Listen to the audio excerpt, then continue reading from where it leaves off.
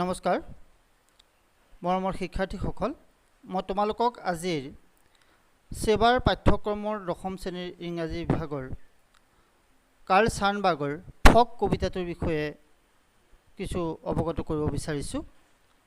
প্ৰথমে কবিৰ বিষয়ে কৈ দিছোঁ। কবি কাৰ্ল ছানবাৰ্গ আমেৰিকান এজন প্ৰখ্যাত কবি। তেওঁ 1956 চনত জন্মগ্ৰহণ কৰিছিল। তেওঁ এজন কেৱল কবিয়ে নহয়, বিশিষ্ট গণিতজ্ঞ আৰু মনোবিজ্ঞানী। তেওঁৰ কবিতাৰ বিষয়বস্তু বাহ্যিক জগতৰ সাধাৰণ আৰু আভ্যন্তৰীণ বিষয়বস্তুক লৈ তেওঁ লিখিছিল। তেওঁ আমি পঢ়িবলৈ লোৱা এই কবিতাটো হ'ল বাহ্যিক জগতৰ এক সাধাৰণ বিষয়বস্তুক লৈ আলোকপাত কৰিছে। কবিতাটোৰ নাম হ'ল ফগ।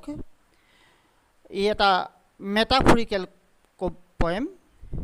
মেটাফৰ শব্দটোৰ অৰ্থ হৈছে ৰূপক বা উপমা। আমি অসমীয়াত এনেধৰণৰ কবিতা পাওঁ, গতিকে সেইকাৰণে ইয়াক কৈছে মেটাফৰিকেল পয়েম।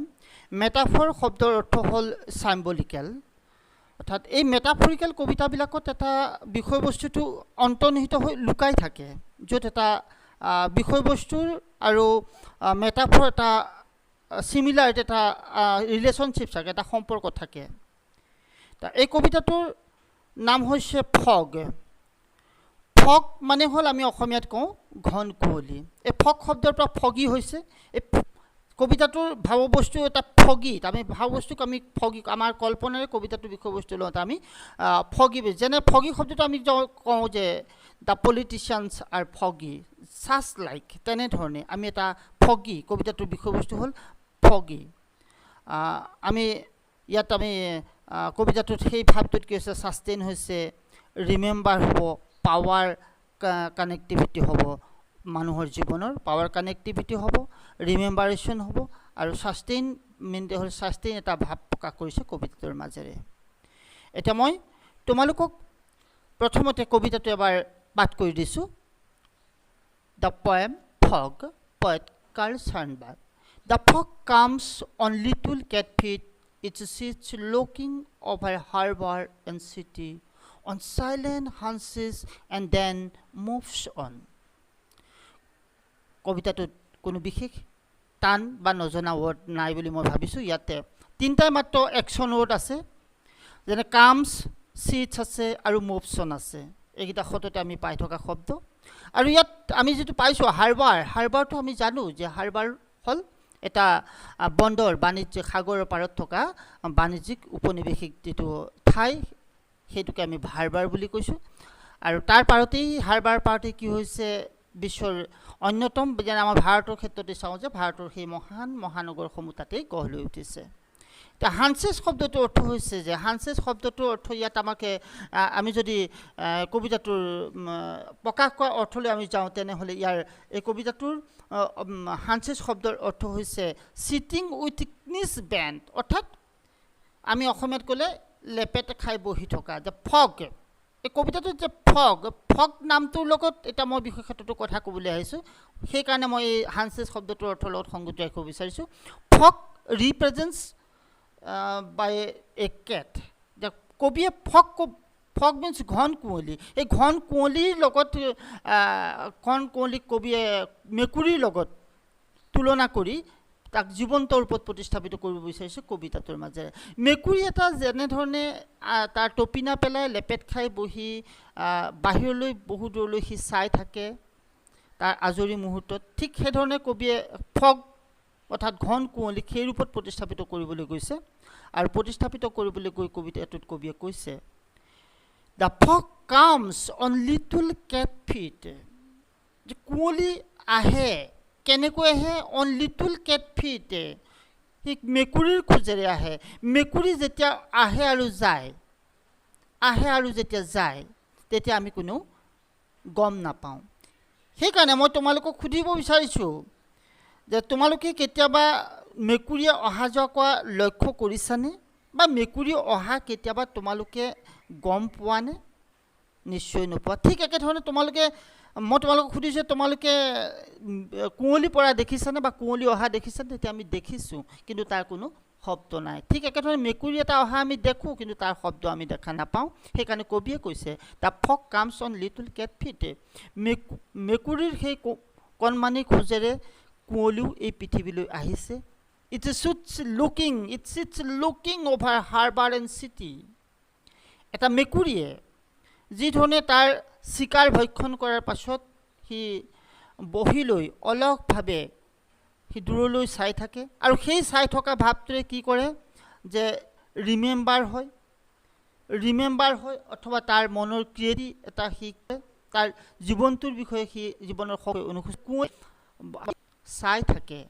ইয়াত এইখিনি এটা কবি এটা কথা আৰু এটা কথা ক'ব বিচাৰিছে শীতৰ ভূমিৰ লগতে যে হাৰ্বাৰ যে বন্দৰ অঞ্চলত জলাশয় অঞ্চলত কুঁৱলীৰ মাত্ৰাটো বেছি, ঠিক একেধৰণে মহানগৰ য'ত প্ৰদূষণৰ মাত্ৰা বেছি তাতো কুঁৱলীৰ মাত্ৰাটো বেছি। সেইকাৰণে কবি এই হাৰ্বাৰ আৰু চিটিক ইয়ালৈ আনিছে।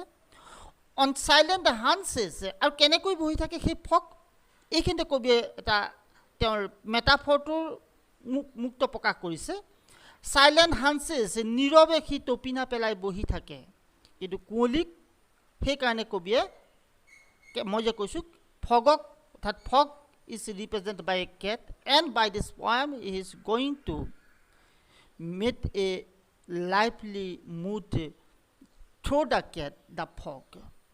টপিনা পেলাই বহি থাকে and then often moves on, আৰু তাৰ পাছতে সি আঁতৰি গুচি যায়, অৰ্থাৎ গতি কৰাও আমি গম নাপাওঁ, দেখা নাপাওঁ। অৰ্থাৎ কুঁৱলী কেতিয়া যায়? যেতিয়া ছানৰাইজ হয়, সূৰ্য উদয় হয়, যেতিয়া আমাৰ পৃথিৱীখন তাপমাত্ৰা বাঢ়ি যায়, টেম্পাৰেচাৰটো যেতিয়া বাঢ়ি যায় তেতিয়া কুঁৱলী নাইকিয়া হয়। এতিয়া এই কবিতাটোৰ মই তোমালোকক কৈছোঁ, গতিকে এটা চুটি কবিতা, মাত্ৰ 6 শাৰীৰ 21টা শব্দ সংযোজিত হৈ থকা এটা কবিতা। কবিতাটোৰ বিষয়বস্তুটো বাহ্যিক সৰল কিন্তু ভাৱবস্তু বৰ গভীৰ। সেইকাৰণে কবিতাটো গুৰুত্ব সহকাৰে পঢ়ি তোমালোকে উপলব্ধি কৰিবলৈ চেষ্টা কৰিবা, কল্পনাৰে চাবা। এতিয়া মই তোমালোকক দিব বিচাৰিছোঁ এই কবিতাটোত মোৰ সাধ্যানুসাৰে এই ভিডিঅ'টো যিহেতু প্ৰকাশ কৰিছোঁ তাত থকা যিকেইটা প্ৰশ্নকেইটাৰ কথা। What does Sandburg think the fog is like? Very simple, কবিতাটোতে প্ৰকাশ পাইছে, like a cat. How does the fog comes? How does the fog comes? In the second line of the poem, the poet says that on little cat feet. The poetical language, তোমালোকে historical language লিখিলে হ'ল, fogs come on little cat feet. What does it in the third line refer to? In the third line, it's looking, it represents the fog on the mood of cat. তাৰমানে বুজি পাইছেনে? It শব্দটি represent কৰিছে ফগক, কিন্তু সি কিহৰ ৰূপত কৰিছে? মেকুৰীৰ ৰূপত কৰিছে। আকৌ ঠিক একেধৰণে 4 নম্বৰ পাঠত থকা টেক্সুৱেল 6 নম্বৰ কুৱেশ্যনটো হৈছে, does the poet actually say that the fog is like a cat? Yes, find 3 things that tell us the fog is like a cat. The ফগক মেকুৰীৰ লগত তুলনা কিয় কৰিছে, লাইক এ কেট বুলি কিয় কৈছে, তাৰ 3টা উপমা দিব কৈছে। তেতিয়া আমি ক'ম যে its arrival and deep pressure, they have no sound, তাত এটা চিমিলাৰিটি আছে। আকৌ ক'ত আছে যেতিয়া fog, the fog comes and sits like a cat, তাত আছে চিমিলাৰিটি, নহয়নে বাৰু? আৰু ঠিক একেধৰণে ফগ আৰু কেটৰ মাজত চিমিলাৰিটি কবিয়ে দেখুৱাইছে ক'ত যে সেই যে চাইলেণ্ট মুডত চিটিং কৰি থাকোঁতে যিটো ছাষ্টেইন কবিয়ে আমাৰ পাঠকৰ মাজলৈ আনিছে, সেই ছাষ্টেইনৰ মাজতে যে এটা চিমিলাৰিটি আছে, য'ত এটা পাৱাৰ এণ্ড ক্ৰিয়েটিভিটি থিংকিং অৰ ৰিমেম্বাৰেশ্যন এটা তাত প্ৰকাশ পাইছে। তোমালোকে তাতকৈ সহজভাৱে যদি বিচাৰি পোৱা তেনেধৰণে লিখিবা, নিশ্চয় পাবা। মই তোমালোকক মমভাৱেহে ক'ব বিচাৰিছোঁ। আৰু কবিতাটো শেষত যে মেটাফৰৰ যিটো দিছে, যে মেটাফৰ যেনে ইয়াত উপমা এটা দিছে, এইটো বেছি অতি সহজ। ষ্টৰ্মৰ মেটাফৰিকেল ৱৰ্ড দিছে যে tiger, the powers over the field grows. ঠিক একেধৰণে ট্ৰেইন আছে, ফায়াৰ আছে, স্কুল আছে, হোম আছে। যে ফায়াৰ ডিষ্ট্ৰাকশ্যন, নহয়নে? ইফালে হ'ব কি বাৰ্ণ টোন ঠিক একেধৰণে এইখিনি তোমালোকে কৰিবলৈ যত্ন কৰিবা মই ভাবিছোঁ তোমালোকে নিশ্চয় কবিতাটো যিমান দূৰ পাৰিছা বুজিবলৈ চেষ্টা কৰিছা আৰু বুজিব পাৰিছা গতিকে ইয়াৰ পাছত আৰু মই আশা কৰিছোঁ তোমালোকে এই ধৰণৰ কবিতাটোত আগবাঢ়ি যাবা আগবাঢ়ি গ'লে তোমালোকে নিশ্চয় ফলপ্ৰসূ হ'বা ধন্যবাদ আজিলৈ ইমানতে